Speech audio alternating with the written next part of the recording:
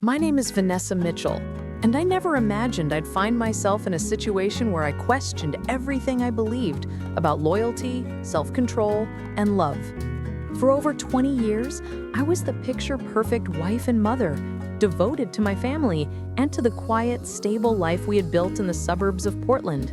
But sometimes, even the strongest foundations develop cracks when you least expect them.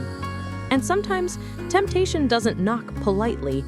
It kicks the door wide open. My husband, David, is a successful business consultant.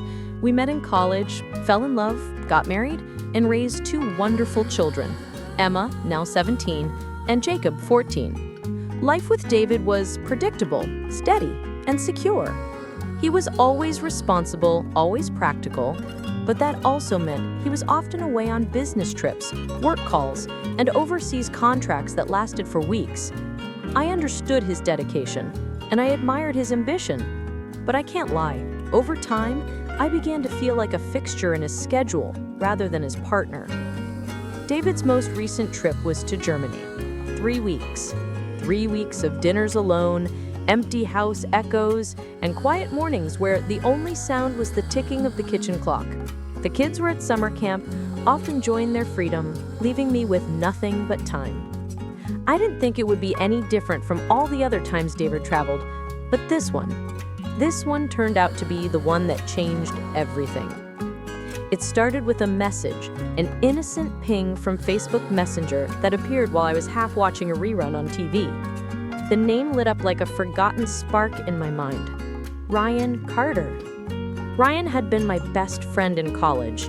More than a friend, really. We shared laughs, secrets, inside jokes, and one unforgettable night during senior year that neither of us ever mentioned again. After college, we drifted apart. I met David. He moved to New York. Life happened. I hadn't seen or heard from him in nearly 20 years. His message was simple. "Hey, Vanessa, I was just thinking about you. Are you still in Portland?" My heart fluttered. Not in a romantic way, at least not right away, but in that nostalgic, breath-catching way that comes from hearing a name you'd long buried in the archives of your memory. I replied after a few minutes, "Hey, Ryan.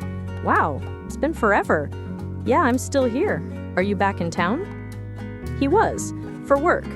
Just a short project, but he had a few days off and thought it would be nice to catch up. I didn't think there was any harm in meeting up. Old friends have coffee all the time, right? We chose a quiet cafe near downtown. I wore a simple blue blouse and jeans, but I took a little longer with my hair than usual. I don't know why. I told myself it was just to look presentable, but deep down, I think I already knew I was stepping into something more complicated than I wanted to admit. When I saw him, it was like time had folded in on itself. He looked older, of course. His jaw was more defined. A few lines had etched themselves around his eyes, but he still had that same relaxed confidence, that same warmth in his smile. "Vanessa Mitchell," he said, pulling me into a hug, "still just as beautiful." We talked for over an hour, laughed about college days, swapped stories about our kids. He was divorced now, with a teenage son. And somewhere in the middle of it, I found myself completely drawn in, not just to him, but to the way he made me feel, seen, heard, special. He walked me to my car after coffee, and for a moment, we stood there in a strange silence. It wasn't awkward, just charged. I looked into his eyes and felt something stir. I said goodbye quickly and drove home, trying to shake the feeling that lingered, but it didn't go away. The next day, he texted, "Still thinking about that coffee? Would love to do lunch." I hesitated. I should have said no. I should have thought about my husband, my marriage, the life I had. But I didn't. I replied, "Lunch sounds good." He came over the following Saturday. The kids were still at camp, and David was 2 continents away. I told myself I was being a good host, just catching up with an old friend. I made grilled chicken salad, and we sat out on the patio under the warm July sun. Conversation flowed easily. There was wine, laughter, memories that made us both nostalgic and a little emotional. At some point, I caught myself staring at his hands, then at his lips, then quickly looking away. He noticed. Of course he did. "You always used to do that," he said softly. "Do what?" I asked, pretending not to know. "Look at me like that when you were trying not to." I smiled, embarrassed. That was a long time ago. "Some things don't change," he said, his voice low. The moment stretched thin between us. I could feel the tension. I could also feel the warning signs in my head, the red flags, the reminders of my wedding vows. But the truth is, I didn't want to resist it anymore. I stood up, gathering the plates, trying to break the moment. But when I turned, he was right there. He touched my arm, gentle, respectful, but firm.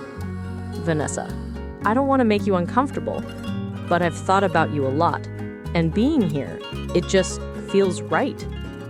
I stared at him, my heart pounding. Every part of me screamed to stop, to pull back, to run. But I didn't. Instead, I leaned in. What happened next wasn't planned. It wasn't logical. It was messy, emotional, overwhelming. It was the kind of moment that changes everything, not because of the act itself, but because of what it reveals, that deep hidden part of you that you've tried so hard to bury, that longing to feel wanted, alive, desired. Afterward, I sat on the edge of my bed, my hand shaking. Ryan sat beside me in silence, his presence comforting and terrifying all at once. "I should go," he said gently. I nodded, unable to speak. "I'm sorry, Vanessa. I didn't mean to complicate your life." But it was already complicated, more than he knew. For the next few days, I couldn't eat, I couldn't sleep. I kept waiting for the guilt to crush me completely, but instead it came in slow, crushing waves. And the worst part, a part of me didn't regret it.